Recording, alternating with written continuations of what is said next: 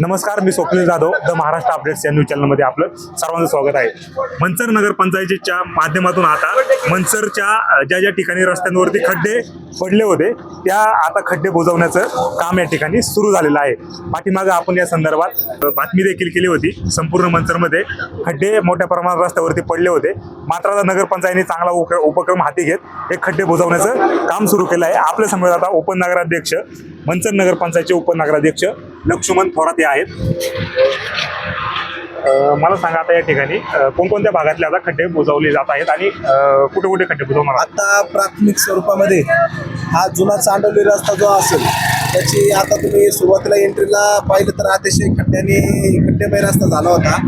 आपण या रस्त्यासाठी निधीची मागणी पण केलेली आहे, परंतु प्राथमिक स्वरूपामध्ये आपण नागरिकांच्या मागणीनुसार या ठिकाणावरचे सगळे खड्डे बुजवण्याचं काम आता सुरू केलेलं आहे. जुना चांडवली रोड चालू आहे. त्याच्यानंतर पिंपळगाव रस्ता असेल व मनसर शहरातील गावाच्या अंतर्गत जेवढे रस्ते आहेत, ज्या ठिकाणी खड्डे पडलेले आहेत, संपूर्ण मनसर शहरामध्ये मनसर नगरपंचायत मार्फत खड्डे बुजवले जाण्याचं काम आज या ठिकाणी चालू झालेलं आहे.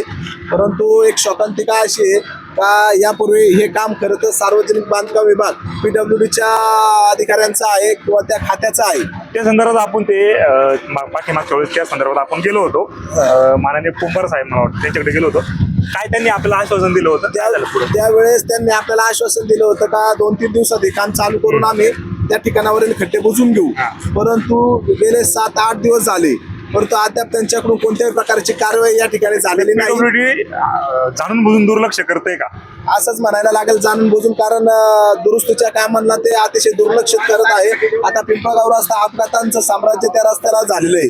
खरं तर रात्री अपरात्री लहान मुलं पालक त्यांना घेऊन जात असताना 1-2 घटना त्या ठिकाणी घडलेल्या आहेत.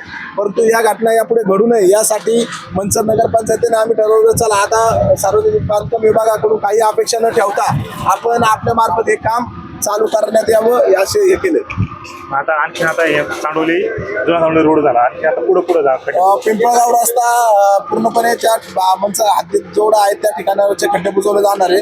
त्यानंतर मुळेवाडी रस्ता असेल, गावातला छत्रपती संभाजी महाराज चौकातला रस्ता असेल, छत्रपती शिवाजी महाराज चौक असेल आणि गाव पाटीलवाडा असेल, मोर्डेवाडी असेल, या अंतर्गत ज्या ठिकाणावरती खड्डे पडलेले आहेत सर्वत्र मनसर शहरामध्ये जेवढे खड्डे पडलेले आहेत त्या ठिकाणी हे काम चालू. आता जे खड्डे बुजवत आहे, सिमेंट कॉन्क्रिटीकरण टाकलं जातं या ठिकाणी, नक्की काय हाल कोणता आहे, काय कसं?